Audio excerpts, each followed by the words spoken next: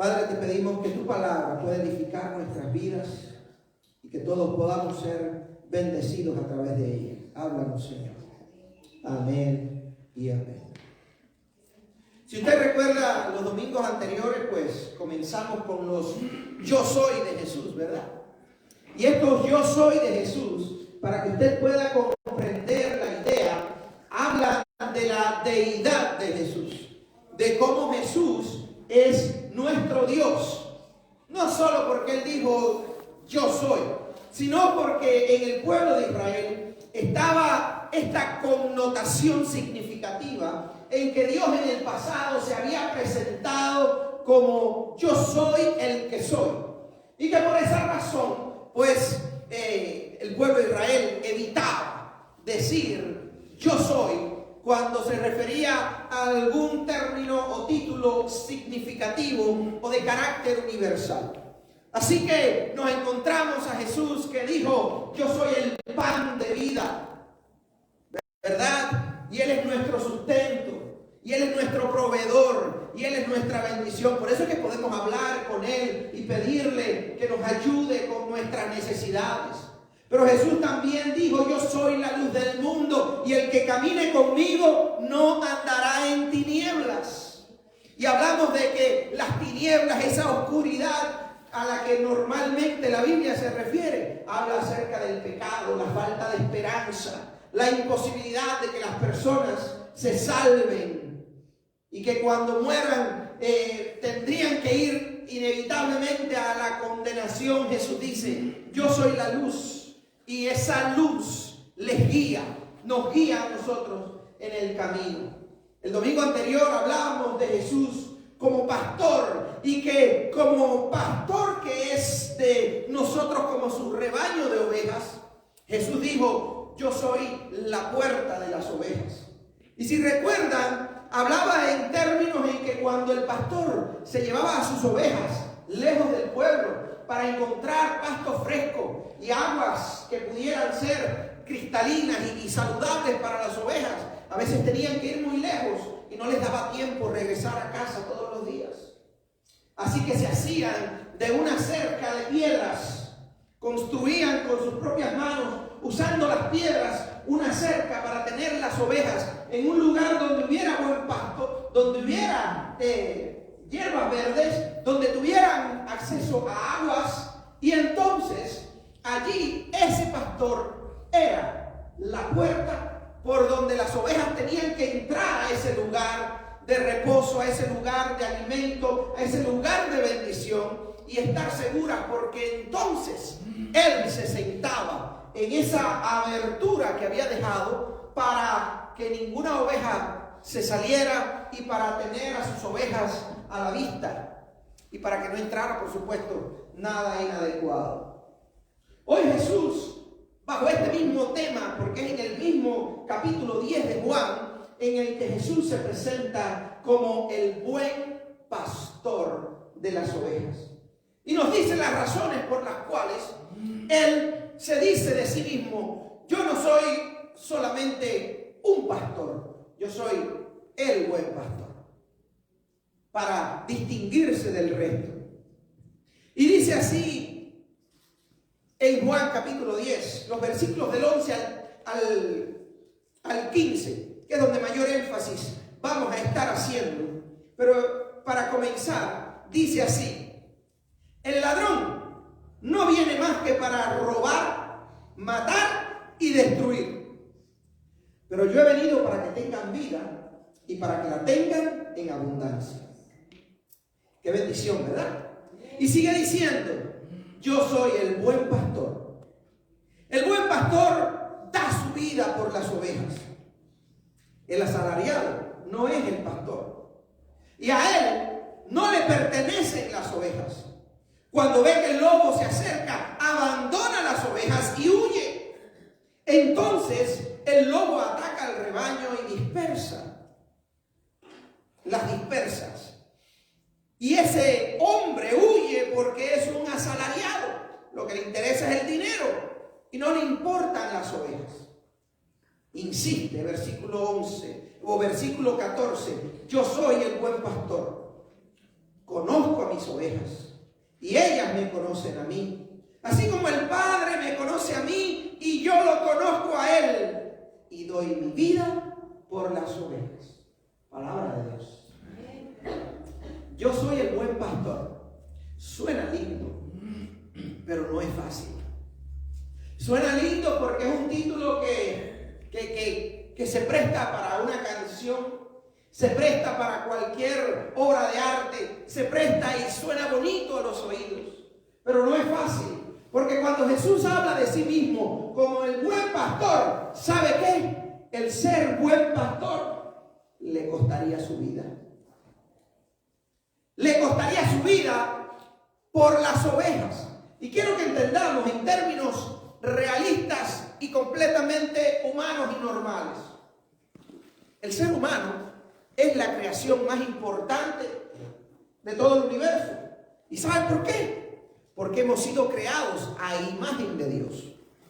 No hay río, no hay roca, no hay mar, no hay animal, no hay planta, no hay nada más importante en esta tierra que el ser humano. Por eso es que usted ve que al ser humano se le dice, incluso en cualquier área, si ves que se va a caer un edificio de 10 millones de dólares, deja que se caiga, no intentes salvarlo, porque tú vales más que eso.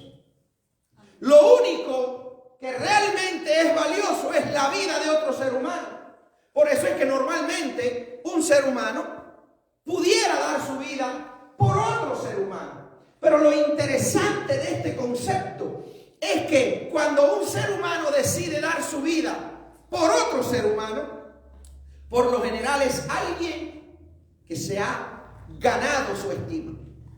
Es un amigo, un familiar, es alguien valioso, es una responsabilidad como las personas que cuidan las espaldas de un presidente o de un multimillonario. A esa persona se le paga para salvar y cuidar su vida. Esas personas darían su vida por esa otra persona. Una madre o un padre por sus hijos, un esposo por su esposa, ¿verdad? Alguien pudiera dar su vida sin ningún problema y no abundan, por la vida de otra persona. Lo vemos también en muchos policías que han dado su vida por preservarle la vida a otra persona. Muchas personas que forman parte del ejército y que dan su vida en el campo de batalla. Pero no es por una idea, es por las personas que están queriendo defender. Porque nosotros como personas tenemos una igualdad de valor. Cuando hablamos de animales, están por allá abajo. No es que están cerca de los seres humanos, están por ahí para allá abajo, un valor mucho más pequeño y mínimo comparado con el valor del ser humano. Ahora atienda esto que Jesús dice: yo soy el buen pastor y mi vida doy por mis ovejas. ¿Tiene eso sentido? ¿Habrá alguna oveja o algún rebaño que sea tan valioso como la vida de un ser humano? Mucho menos la vida de Jesús. Comparado, haciendo esa comparación, tú y yo, comparado con el valor de Jesús, quien es Dios, Jesús está por allá arriba y cualquiera de nosotros pudiéramos estar con un valor ínfimo comparado al valor de Jesús, que es Dios encarnado. Para que Jesús diga eso, tú tienes que ser alguien muy importante para Él. Para que Jesús diga: yo no solamente soy tu buen pastor, porque las ovejas nos representan a nosotros, sino que estoy dispuesto a dar mi vida por ti. Y lo hizo. Porque tú y yo conocemos la historia. Alrededor del año 30, crucificaron a un Jesús Nazareno que se decía ser Dios. Lo crucificaron. Y ese es el mismo Jesús que dijo: yo soy el buen pastor. Está en la historia. Está escrito en la historia que eso sucedió de verdad. Pero no solamente Jesús murió, Jesús también resucitó para decirnos a ti y a mí que está sentado en su trono Y no solamente fue el buen pastor de aquellas ovejas, sino que sigue siendo nuestro buen pastor hoy y todos los días de nuestra vida. ¿Cuántos dan gracias a Dios por eso? Quiero que entendamos que este mensaje va a presentar tres cosas fundamentales. Número uno, algunos problemas que las ovejas pudieran tener. Número dos, la solución a ese problema. Y número tres, asuntos que las ovejas, a los que las ovejas tienen que prestarle atención para evitar el problema. Y los problemas que Jesús nos presenta aquí son dos problemas. Uno de ellos es evidente y el otro es un poco más escondido, pero no deja de ser importante. El primer peligro que nos presenta Jesús aquí se refiere al ladrón. Y dice, el ladrón de las ovejas viene, ¿para qué? Para matar, para hurtar y para destruir. Una de las tácticas del enemigo que ha usado por muchos años y lo ha logrado incluso con pastores y cristianos y denominaciones enteras es hacerles pensar que el diablo es una invención, que el diablo es mentira, que no existe tal cosa llamada diablos o demonios o espíritus ni nada por el estilo, espíritus inmundos. Y es una mentira que se la han creído muchísima gente. Y el ladrón al que Jesús se refiere es precisamente Satanás. Satanás es el ladrón que ha venido para robar tu bendición.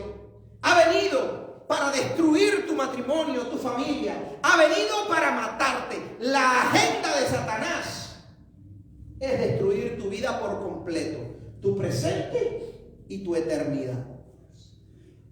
Y él no tiene otro plan que ese. Por eso tú y yo no tenemos que preocuparnos tanto por el diablo, pero sí saber que existe. Porque Jesús lo menciona y lo menciona como un peligro para las ovejas. ¿Y quiénes son las ovejas? Tú y yo. Nosotros somos las ovejas. Y Jesús lo presenta a él como ladrón.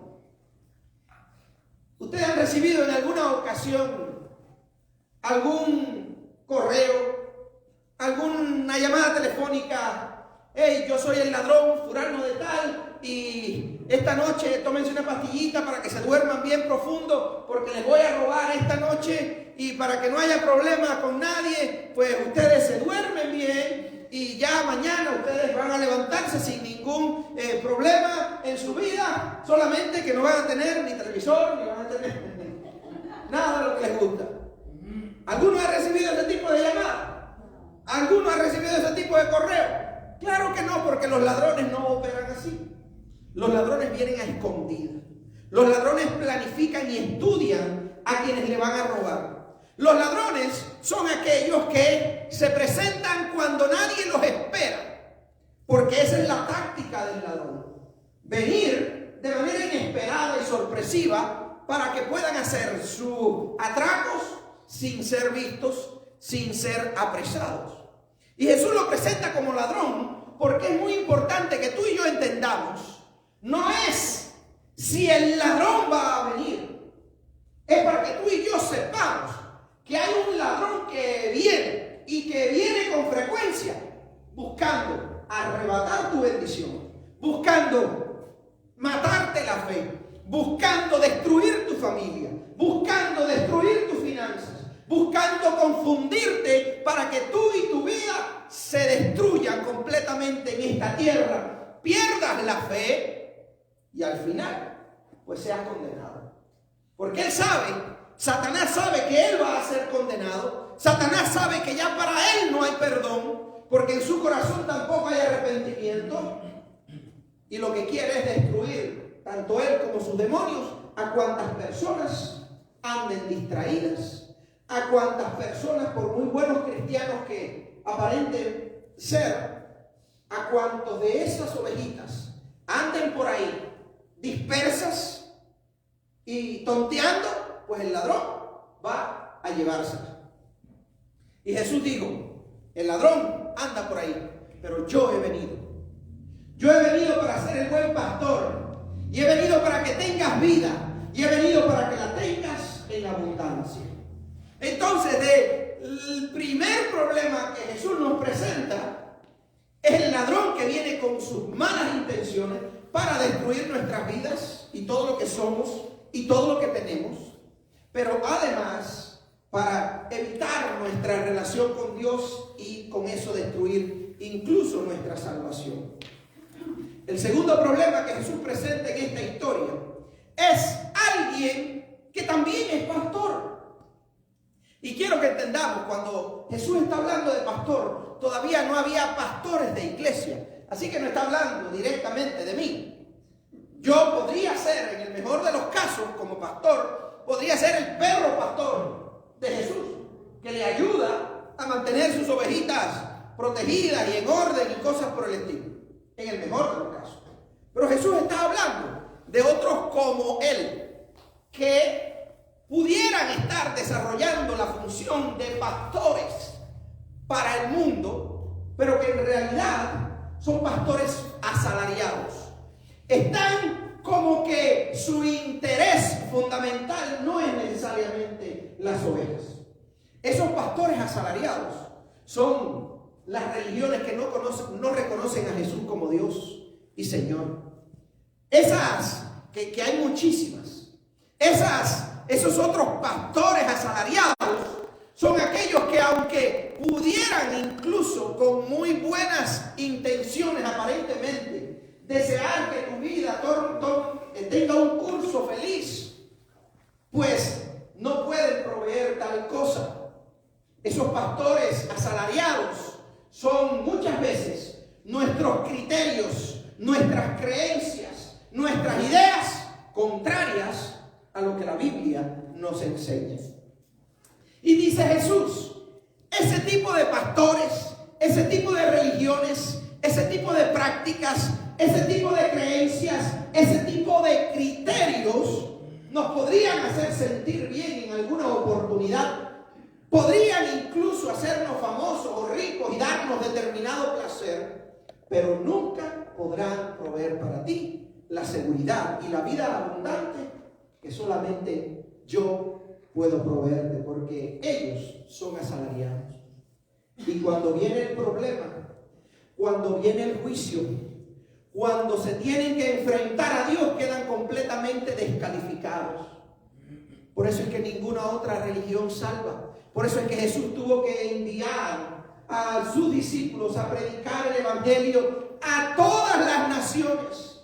Por eso es que Jesús llama ovejas no solamente de su redil, que era Israel, sino que dijo él mismo que tenía rediles, tenía rebaños en otros lugares.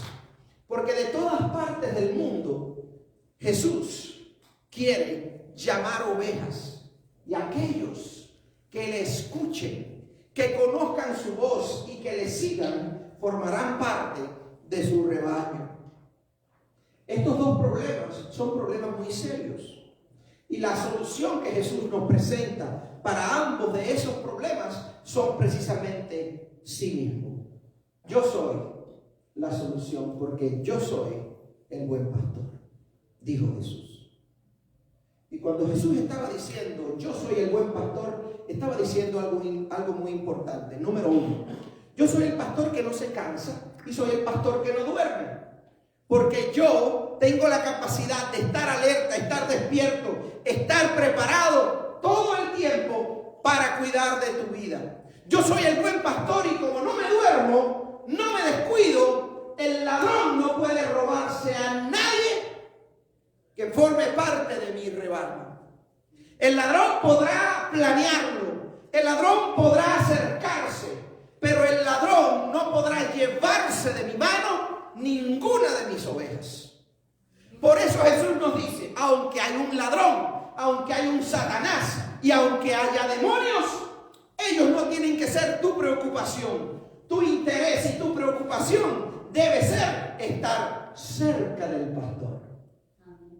Tu interés y tu preocupación debe ser conocer la voz del pastor. Tu plan de vida debe ser seguir al buen pastor. No te preocupes tanto por los demonios, por ese ladrón. Preocúpate por tú estar cerca del pastor, porque nuestro pastor Como dice el Salmo 23, aunque ande en valle de sombra de muerte, no temeré mal alguno. ¿Por qué? Porque tú estás conmigo. Porque tú estás cerca de mí. Porque yo puedo ver que tú tienes en tu mano una vara y en la otra mano tienes un cayado. Y si me caigo, me sacas con el cayado. Y si se acerca algún ladrón o algún peligro, para eso tienes una vara que también defiendes a las ovejas. Yo sé que mi pastor no duerme. Dice el Salmo 121, versículo 4, algo hermoso. Dice, jamás se adormece el que cuida a su pueblo. Jamás. Usted se imagina. Ese es el tipo de Dios en el cual usted cree. Ese es el Jesús que le pastorea. Ese es el Señor en el cual usted ha puesto su confianza. Dice, ni siquiera se adormece. Yo estuve haciendo guardia por alrededor de un año en el servicio militar allá en Cuba. Y yo recuerdo que nada más me ponía a hacer guardia en 2 ocasiones por 2 horas. Es decir, 4 horas en la noche. No había guardia de esa en la que yo no me durmiera. Porque a veces, aunque uno quisiera estar despierto, yo llegué a desarrollar la habilidad de con un fusil en mi hombro y lleno de proyectiles y de todo ese armamento, parado, yo me dormía. Y no me caía. Ahora imagínese usted, eso es por 2 horas, ponle tú por 4. No es fácil, pero dice la palabra de Dios que para Dios no hay nada imposible. Nos dice su palabra, Él no se duerme. No te preocupes por el ladrón, Él no se duerme. Nuestro Dios no se duerme, nuestro pastor no se duerme. Así que aunque el enemigo planifique y lo tenga todo listo para venir y saquear y hacerle daño a su pueblo, no lo podrá lograr, porque Jesús no duerme. Eso es algo hermoso que tenemos en Él. Y además Él dice, y yo soy el buen pastor, porque tampoco tengo miedo. Y para mí, yo soy el único que está dispuesto a dar mi vida y salvarte de tus pecados, sabiendo que tú no te lo mereces. Yo soy el buen pastor y mi vida doy por mis ovejas. Si tú y yo le damos cabeza a este asunto, nos daríamos cuenta de algo muy importante. Cuando Jesús murió en aquella cruz, tú y yo ni siquiera existíamos. Dios sabía que íbamos a nacer, porque Dios lo sabe todo. Pero tú y yo ni siquiera existíamos. Sin embargo, ya Jesús sabía que iba a estar dando su vida por alguien que iba a nacer 2000 años más tarde, pero que iba a ser un pecador, como lo era yo y como lo eran ustedes, pecadores sin esperanza. Jesús dice, yo soy el buen pastor que mi vida doy por ti. En cualquier otra religión, usted se tiene que ganar el amor de esos dioses. En cualquier otra empresa, usted tiene que demostrar que usted puede ganarse ese puesto. Usted tiene que demostrar algo valioso en su vida para poder obtener ese beneficio. Con Dios es diferente. ¿Sabe lo único que tú y yo tenemos que demostrar? Humildad para aceptar que Dios es Dios y yo soy una criatura.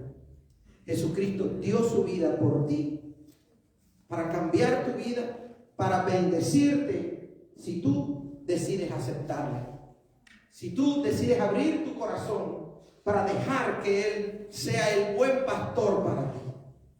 Esa es la única solución para ovejas que quieran sobrevivir a largo plazo.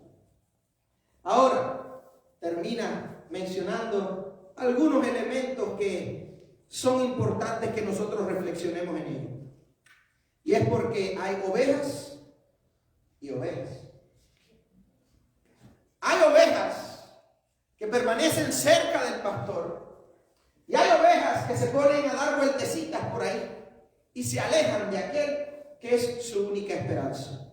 Y aquí es donde viene algo importante que Jesús también nos habla. No solamente hay el peligro de un ladrón que va a venir de afuera a querer destruirnos. No solamente hay peligros en un falso pastor que quiera poner en nuestra mente otras creencias y otras ideas contrarias a Dios. Hay también peligros internos que nosotros, si no estamos atentos, nos pueden destruir. Y ahí yo pienso que es donde tú y yo tenemos que prestar atención. Los dos peligros que Jesús menciona aquí, o que se entienden, se sobreentienden de lo que Jesús ha dicho, es, número uno, la ignorancia, y el otro es la rebeldía. Las ovejas que tienen el beneficio de que Jesús las defienda, de que Jesús las guíe, de que Jesús esté presente y que Jesús pueda ayudarle, son las ovejas que están cerca. Somos ignorantes cuando desconocemos el consejo de Dios. Jesús dijo en el versículo 14 y 15, yo soy el buen pastor, conozco a mis ovejas y ellas me conocen a mí. Versículo 14. Es importante que tú y yo conozcamos quién es nuestro pastor. Y ya le mencioné algo el domingo pasado, pero se lo recalco. Conocer a nuestro pastor significa conocer sus enseñanzas. ¿Sabe dónde están las enseñanzas de nuestro buen pastor? En la Biblia. Si usted no lee la Biblia, si usted no estudia la Biblia, entonces usted no conoce a su pastor. Y estamos hablando de Cristo. Y si usted no conoce a Cristo, cuando pase cualquier otro pastor cerca de usted y les llame, usted puede irse tristemente detrás del pastor equivocado. Por eso es que nos encontramos muchos cristianos, después de haber crecido en el Evangelio, apartados. ¿Por qué? Porque se fueron detrás del pastor de sus propias ideas. De que ellos son los que realmente saben lo que les conviene. Y Dios tiene su propio criterio, pero ellos sí saben lo que les conviene. Y se apartan del rebaño detrás del pastor, que es su propio Dios. Otros se van detrás de otras cosas. Pero eso pasa cuando no conocemos la voz de nuestro pastor. Cuando no conocemos quién es nuestro pastor que verdaderamente nos puede sostener. Y la ignorancia para el cristiano es desastrosa. Dice la misma Biblia, el pueblo de Dios muchas veces perece por falta de conocimiento. El estudiar y conocer y leer las Escrituras no es algo opcional para los cristianos. Es imprescindible. Si quiere sobrevivir, cerca del pastor. Si no quiere desviarse detrás de un pastor equivocado y terminando siendo un budista o terminando siendo uno de cualquier otra religión, porque hay tantas que ni para qué mencionar. Si usted no conoce a su pastor, al buen pastor, puede terminar en el rebaño equivocado. Por eso, la solución para no ser ignorantes es estudiar la palabra de Dios. Cuando abandonamos el consejo de Dios y no estudiamos su palabra, nos convertimos en ovejas ignorantes. Y Dios no quiere eso. Y el segundo peligro es cuando somos rebeldes. ¿Cuál es la oveja rebelde? Como ya les expliqué. Ay, si mi pastor me trajo para estas hierbitas verdes y para esta lagunita de agua, pero yo por allá veo una florecita, yo por allá veo una lagunita que brilla más que esta.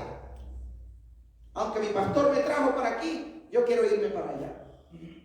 Esa es la oveja rebelde. Y la oveja rebelde es la que, poniéndolo en términos cristianos, es la que abandona la adoración a Dios. Y cuando hablo de la adoración, nuestra adoración debe ser diaria. ¿Ok? Nuestra adoración a Dios debe ser diaria. Porque nuestra relación con Él no se limita a un día de la semana. Pero me refiero directa y específicamente a la adoración como iglesia. Aquí en la casa de Dios. Siempre que yo pienso el domingo, en el día de adoración, que es llamado en lo que han estado estudiando conmigo en los martes, el libro de Apocalipsis, Juan dice: en el día del Señor recibí esta revelación, me habló Dios. En el día del Señor. Y luego dice: el día del Señor es el primer día de la semana. Y aunque mucha gente en ignorancia piensa que el primer día de la semana es lunes, no, el primer día de la semana es el domingo. El domingo no es mi día. El domingo no es tu día. El domingo es el día del Señor. ¿Sabe qué significa eso? Es el día en el que Dios prepara la mesa como un padre que va a recibir su familia.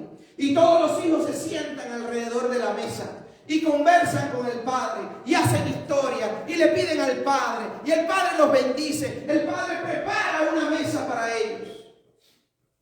Y tristemente, muchos domingos hay sillas vacías que no son llenas por sus hijos. La rebeldía se pone de manifiesto cuando, pudiendo venir a la casa de Dios, cualquier cosa nos distrae. Cuando teniendo la posibilidad, la fuerza, la energía, la capacidad, la salud para venir a adorarle, preferimos hacer otras cosas. Y el Señor nos dice: cuidado, porque eso es como el Señor guiando nuestras vidas en una dirección y nosotros deteniéndonos en el camino. El Señor con su rebaño se aleja y nosotros nos aislamos. Ese es el peligro número uno. Y el otro peligro es cuando abandonamos la santidad. Y eso es cuando practicamos el pecado conociendo que es pecado. Cuando sabemos que Dios nos aconseja que no hagamos esto, porque si lo hacemos, pues vamos a tener consecuencias espirituales y pudieran ser consecuencias eternas. Pero como hizo Adán y Eva cuando Dios les dijo la misma instrucción, ella pensó su propio criterio, comió de aquel árbol, desobedeció a Dios, ignoró el consejo de Dios y entonces le dio a su esposo Adán y los dos terminaron siendo expelidos, siendo sacados de aquel lugar de bendición que Dios tenía para ellos. Cuando abandonamos la santidad es cuando sabemos que hay algo que nos hace daño, que nos aleja de Dios y aún así lo hacemos. Eso es ser una oveja rebelde.